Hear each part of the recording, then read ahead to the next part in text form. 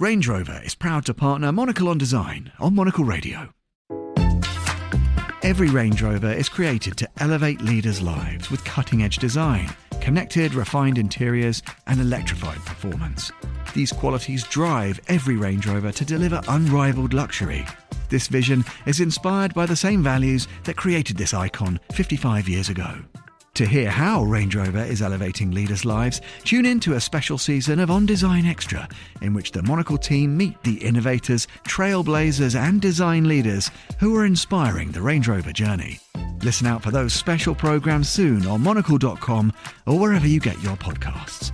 Monocle on Design and Range Rover, elevating leaders' lives.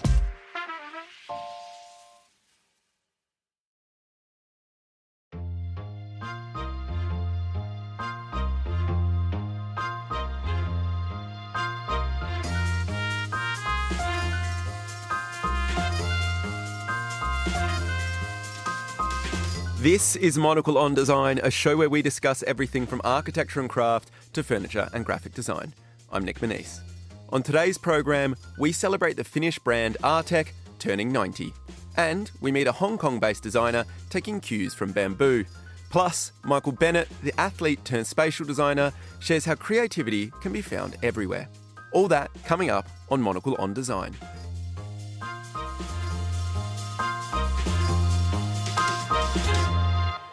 Hello and welcome to today's program. We're starting with the Finnish brand Artek, which is celebrating its 90th birthday this month. It's marking the occasion by diving into its archive, re-releasing a selection of treasured classics from the likes of Alvar Aalto, one of Artek's co-founders and Finland's most famous design exports. To find out more, I caught up with Marianne Goebel, Managing Director of Artek. She joined me in the studio and began by taking us back to the Finnish company's beginnings, explaining why it started all those years ago. One of the fascinating things about Artek is it started in a very programmatic way. Already the name Artek, the fusion of art and technology, and there's a founding manifest, and then there is a lot of heavy statements, like Artek was supposed to be a sales and propaganda center for the new housing ideology, but ultimately it was supposed to be a company and a place that would sell furniture through exhibitions and other educational means. They set out to sell the furniture of the Aaltos in Finland and abroad, but also to bring the art of their time to Finland. So it was about spreading the message of good design, of their design, to a bigger audience. Yes. Why was their vision important and significant? What kind of set them apart? Well, I think this art and technology is something that still resonates with me very strongly today because, you're in the 1930s, so there were production methods to make things in larger quantities, so making good things for as many people as possible, but then not just make mechanical reproductions, but make things that still have a soul, that still have an artistic dimension. And I think this resonates with me today more than ever, that we make things that also have a meaning beyond maybe their form and their materiality. Soul's a beautiful word, and you're looking at the entire archive of Artek. How is soul imbued in the furniture? And I appreciate I'm putting you on the spot here. No, that's fine. First, the character of the product. They're bold to a certain extent. They have character, but at the same time, they're also humble. They let everything else around them also look good. They're not drawing all the attention on them, but you know who they are and what they stand for. Bit like a good friend. Doesn't bother you on an ongoing basis, but always there for you if you need him or her.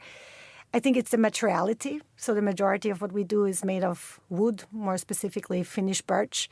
And there's a certain quality of imperfection to that. That's something that you're embracing as a company now. I feel like for so long, and for so many furniture brands still, it's, you want the perfectly polished timber, you want the flawless timber. You've had a shift in recent years to being like, hey, actually and I'm putting imperfection in air quotes here, the imperfection is something that we can celebrate. What do you think's changed, or is that something that's always been embedded in Artek's philosophy? If you look at the vintage pieces, they are full of features. If you look at vintage pieces from the 1930s or 40s, it's full of knots or darker lines because nobody in their straight mind would have cut out something that's structurally sound just for aesthetic reasons. But then something happened in the 80s or 90s. We assume, we don't exactly know. Standardization hit a different level. The more you sell, the more likely is that there are claims because somebody says, oh, there is a dark thing here or there, and it became maybe easier to eliminate them already at the factory rather than dealing with that. And from today's perspective, and I think this is a problem that we have in the whole design industry, this quest for misguided perfection is a big issue because we are using resources for aesthetic reasons. We're wasting material which would absolutely serve its purpose because we want everything to look the same. So this is something we've changed, and this is a project we've done with Forma Fantasma a few years ago to learn more about the Finnish forest and how we could be a better partner to the Finnish forest. I want to jump to another part of, I guess, the original vision. It was about connecting Finland to the world. Mm-hmm. Why is that also important? It feels like it was about more than just the brand, but also about the country and the region and the people that are represented by it. Why is that key to the work that Artek does? Well, I think at the time, Artek was obviously rooted in Finland because the 4 founders were Finnish and the products are made in Finland, but their intention was always to go into the world. No, why would somebody care about that today? So I'm not Finnish, I should start saying. So I look at it in an analytical way, but also with admiration. And I think there are many values in Finnish society that resonate very strongly also outside of Finland. And there is this strong relationship to nature, and it's a sincere dialogue. But it's also a more maybe pragmatic approach to life, a human-centric, pragmatic approach to life. But it's also about things like a rather egalitarian society. And all these values that are really lived in Finland, I think it's something that the world should look at and that are kind of also embodied in our furniture. It's fascinating as well to mark the 90th anniversary. You've got a host of different collaborations. 2 of them, one's with Moomin, the other one's with Marimekko, these 2 famous Finnish brands. Why decide to work with them beyond the obvious of being neighbours? Well, when you have such a big anniversary, of course, there's the question how you're going to celebrate. So what's something that we feel our community, our fans, or maybe people who don't know us yet, but we would like them to know us, might enjoy, but also what's something that we are interested in as a team very self-indulgently. So we felt that maybe 90 years on, bringing an idea of Finnishness by teaming up with other Finnish, let's call them heroes, would be a good starting point. So that's why we worked with the Moomins feels like such an unexpected partnership. Why go work with cartoons? Yeah, well, I mean, the Moomins, I think, are a global phenomenon, but again, they start from Finland. And it's also about like living along the seasons in the forest, in a house where the doors are always open and everybody's welcome. So I think these values that I touched upon before, like an egalitarian society, but living in accordance with nature is very much embedded there. And then jumping, I guess, across to Marimekko, what I've also found particularly fascinating about your partnership with them in the last year is it feels like there have been new techniques brought into Artek's production methods inspired by Marimekko's own production methods and working with textiles. It doesn't feel like a self-indulgent anniversary celebration, particularly this partnership with Marimekko. It feels like it's pushed the conversation forward with new techniques and new ways of making. The beautiful thing is, I actually looked it up. The first email exchange was in November 22. So it was like a nearly 3-year project. And we started with a conversation, and it was really like, what does Marimekko stand for? What does Artek stand for? What is Finnish design? What's the overlap? And I mean, ultimately, it's the art of printmaking meeting the technology of wood bending. But probably everybody who knows both brands, if I tell you Artek and Marimekko come together, you imagine color is where I was going. Printed textiles on our stool. But we thought it was going to be too easy. And so we set out to translate these beautiful patterns that Marimekko, that we collaborated on. They're all so-called architecture patterns. So they were first used in spaces, curtains or tablecloths. And we translated them in a marquetry technique. And also, again, marquetry, of course, is like centuries old, if not millennials. And normally it's to combine precious materials. Maybe you have mother of pearl and stone. But we did that in our usual humble one material, Finnish birch, which develops a very beautiful shimmer. So basically we changed the grain direction of the veneer. And so the patterns come to life depending on how the light falls on it. I mean, and it is truly remarkable. And actually, you can see an example of it in our sister publication, Confact. Amazing shoot featuring one of the Marimekko Artek stools. I want to also jump to talking a little bit about the archive, because I guess to also honour this anniversary, you're also bringing pieces from the archive. There's obviously a nostalgic element, but if you're bringing pieces out, there also needs to be a contemporary need for them. How do you strike the balance when you're going back through? I guess the founding ideas of Artek are so strong. Are you making sure that the pieces still resonate with that and resonate today? It's a fascinating process because sometimes things are not in production for a reason, for a good reason, because maybe they're beautiful historicizing objects that represent a specific time, but they're not of today. Sometimes things are not in production because there were not the technological means at the time. So in our case now for this anniversary, it's a mix of that we're bringing back a few pieces from the archive. We call them the gems from the archive. Some of them, I think, have a new meaning in today's society or today's needs, and others are what I called before self-indulgent. So maybe I'll start with that. So we have our own factory in Finland that makes the Aalto furniture. And the big question in furniture is also the connection. How do you connect a vertical with a horizontal element? And Aalto came up with this genius idea, which is like a leg that he called the little sister of the architectural column, and that's what we have in our stools and tables and so on. But later on, he got much more decorative, and he has one other solution, which is, it's called the fan leg. So it looks a bit, it's a fan-shaped leg that sits at the corner of tables or stools. And this is super time-consuming to make. And our factory can do that, but it binds a lot of time. So we're normally... resources. Yeah, exactly. So we don't have it in permanent production, but we know that there are fans out there who love these pieces. Fans that love the fan leg. Exactly. And so, no pun intended, we're bringing that back. But then there's another thing that's maybe my Aalto favorite, which is the screen. It's the most architectural and the most chameleonic of Aalto's pieces. It's a room divider, but it can be shaped in any organic form. And if you think of how we live today, many of us have small spaces. These spaces have become more and more hybrid. We work from home. There's a lot going on. So how do you conceal or structure space? How do you highlight certain aspects of the room? And so with such a room divider, you can do that. My thanks to Marianne Goebel of Artek there.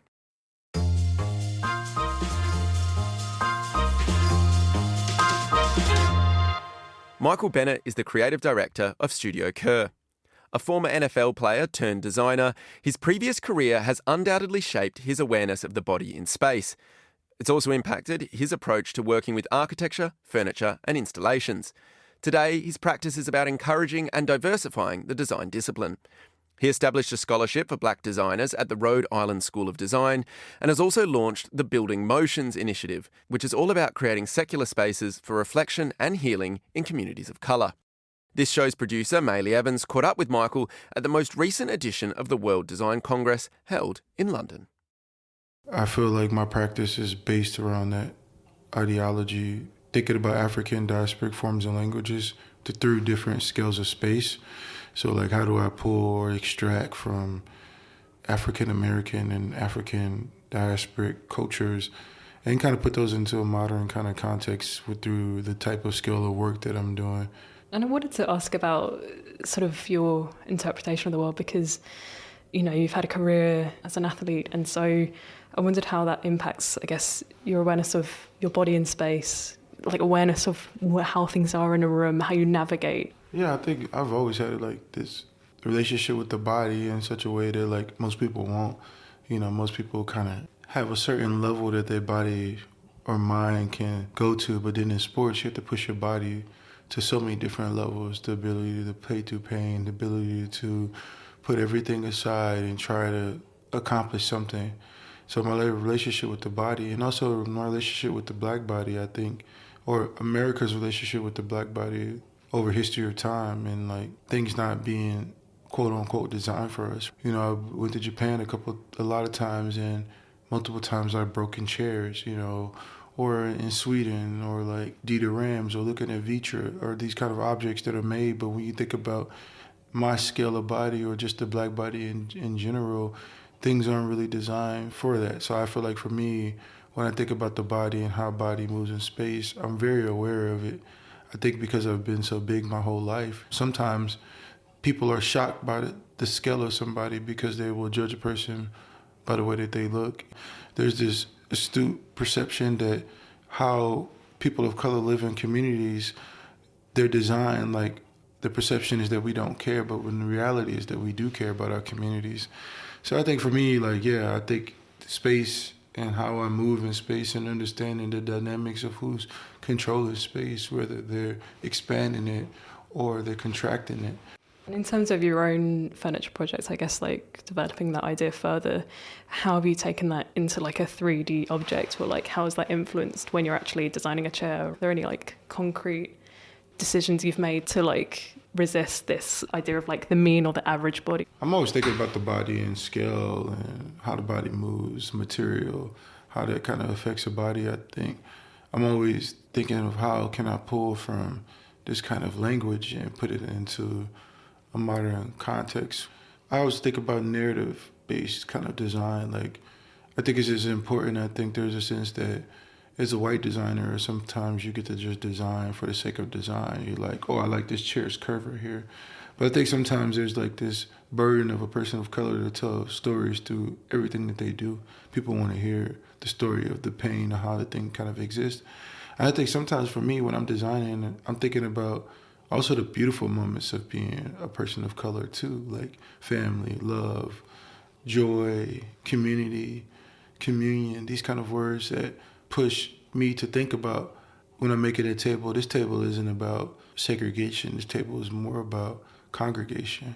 All the objects are doing that. You know, whether I'm designing a couch, I'm thinking about how close we could be together, or those family moments, whether it's like the table of my grandma Momo's table, or whether it's like the pawpaw chair or the new objects that I'm kind of designing. They're telling stories of my heritage, but then also through a sleekness of design, through my travels and understanding materiality and understanding geometries and moving through space. Building on that idea of, I guess, not having to always delve into stories of pain and suffering, I wanted to ask a bit about the Building Motions project and your interest of the work of Booker T. Washington and how that informs that idea and why it was really important for you to start that up. Well, I've kind of always Booker T. Washington, this idea about ingenuity and connecting to communities. And I think for me, when I think about the Building Motion project, it's kind of like, how do I think about secular space that has anything to do with compensation, but pure space to think, pure space to be a space that can evolve, a space that can change, the connection between nature and the built environment, how light kind of portrays that, or how do the elements bring emotions to a person if they're dealing with day. So for me, that was really what it was about. It was kind of like, how do I continue to think about my practice and the freedom of structure? Because sometimes it's like, oh, I'm trying to do this thing and I have to go to the city, and they're like, oh, you got to do this, you got to do that. And it's like sometimes the burden of trying to help and the things that come between it makes it so much harder. I think finding people to connect with you through that project, I think wanting to build these secular spaces that people could just be in. I think there's always this boundary of whether it's transportation or accessibility or whether it's money. You have to go so far. I think I deal with this idea about extraction a lot, the idea that blackness could be extracted a lot, and then the thing that you once had, you have to go pay to see. You know, you're growing up seeing Kevin Durant play basketball, and one day you have to pay a lot of money to see what used to inspire you. And I think that relationship between capitalism and culture, sometimes there isn't a clear delineation of them. They kind of become symbiotic in a way. I don't know if it's parasitic or something that moves forward in life. But even funguses sometimes have plants that grow at the end of them. But I don't know. I think about that a lot. So when I'm thinking about this Building Motion and my relationship to wood, I think I love wood and the projects that I do, because wood is alive. Wood feels, it has a natural smell. There's a tone to it. There's ambiguity about it that continues to develop. It changes with the elements. And I think there's something about the rawness of that. And I think for me, that rawness of not falling into this kind of way of having to speak about architecture. I think for me, I'm thinking all the time about how space can enhance and how sometimes space can hinder people, or the people who have the ability to design space. I think I got into design because I wanted to build this kind of more disruptive kind of way of thinking about architecture, thinking of design as a form of resistance.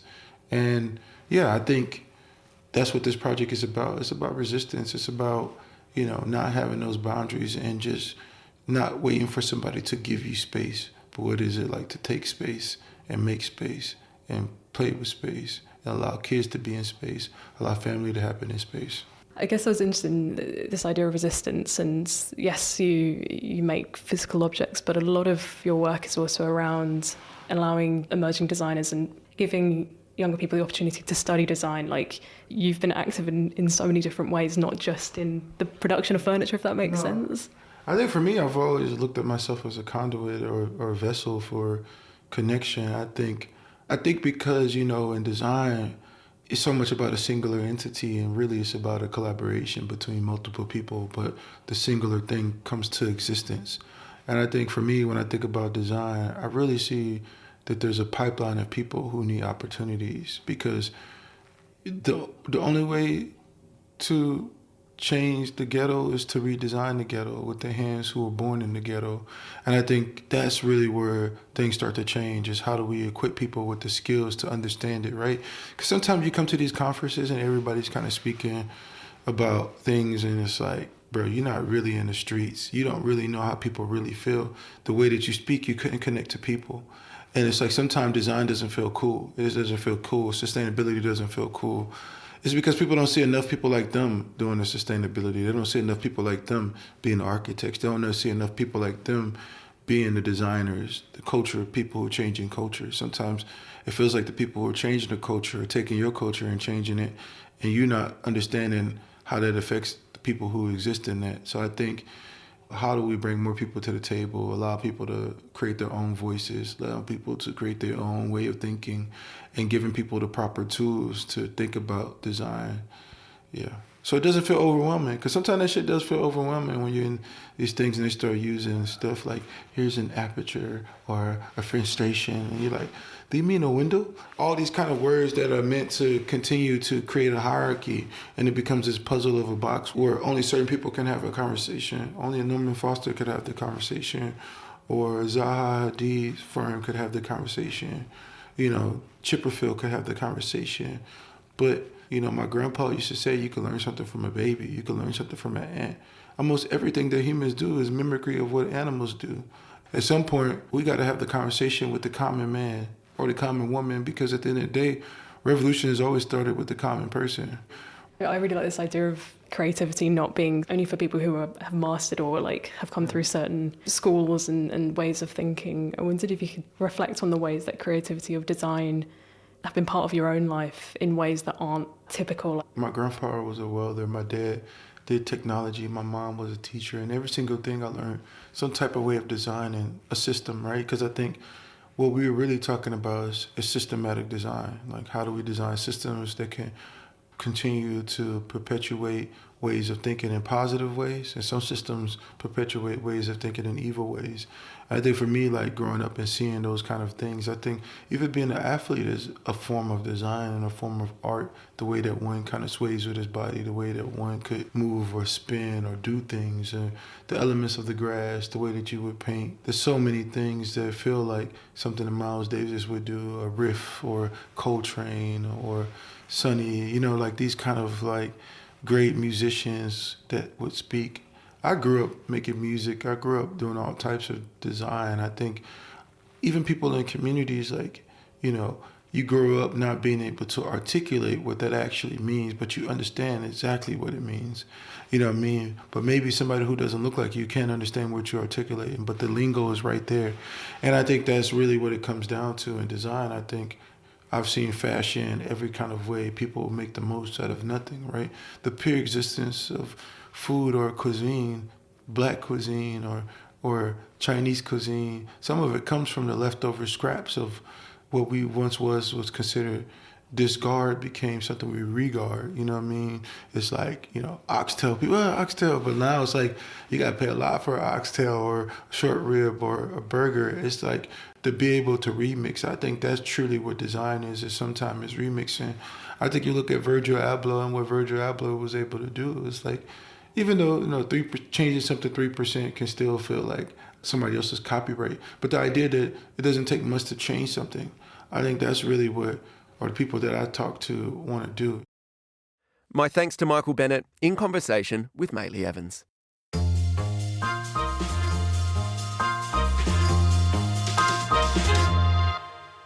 Finally on today's show, we head to Hong Kong, where bamboo scaffolding has long played a role in the city's construction and, as a result, held a prominent place on its skyline. But that's all set to change, with the local government recently announcing that it will phase out the use of the material in light of safety concerns. The decision has prompted Dennis Cheung, founder of Hong Kong-based design firm Studio Right, to create 2 lighting series inspired by bamboo. To find out more, Monocle's Joseph Koh caught up with Dennis at the most recent edition of Singapore Design Week, where Wright's work was on show. It's 3 pieces. One is the table lamp, the floor lamp, and the wall lamp. These bamboo series, we try to play around with bamboo. The first sight, when you look at it, it looks really like bamboo with the outlook, with the pattern of it. It's actually made of copper instead of bamboo, so it's metal-based. And we tried using different type of ingredients to marinate it so that we get the oxidation into a patina that we like and enjoy and would look really close to bamboo. The oxidation we tried with sugar, salt, coke, almost like marinating a chicken wing. Different type of acid allows different type of oxidation, the speed and the outcome. And the final one we picked, and we asked the factory to manufacture it so that the whole piece would resemble a real bamboo. But the material is actually metal. The reason why we work on this is because last year, the government, Hong Kong government, announced that they will gradually phase out all the bamboo scaffolding and replace by metal scaffolding.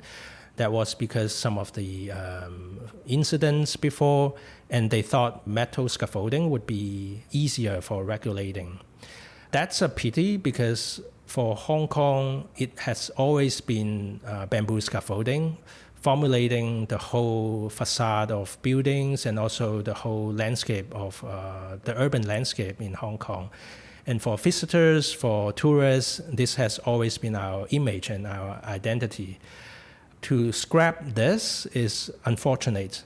That's why in Milan, we try to launch this series that looks and resembles like bamboo. And people would ask, why did you use metal to create something that looks like bamboo? Why? And that's the reason why we want to create that question. So people would ask us, and then we can then talk about this issue or this phenomenon in Hong Kong. At Singapore Design Week's Emerge Designer Showcase, you presented a range of products also inspired by Hong Kong's bamboo scaffolding techniques. How did this idea come about? Yeah, so after Milan Design Week, in Singapore Design Week, we tried to create a second version of bamboo series, and that's called Scaffold.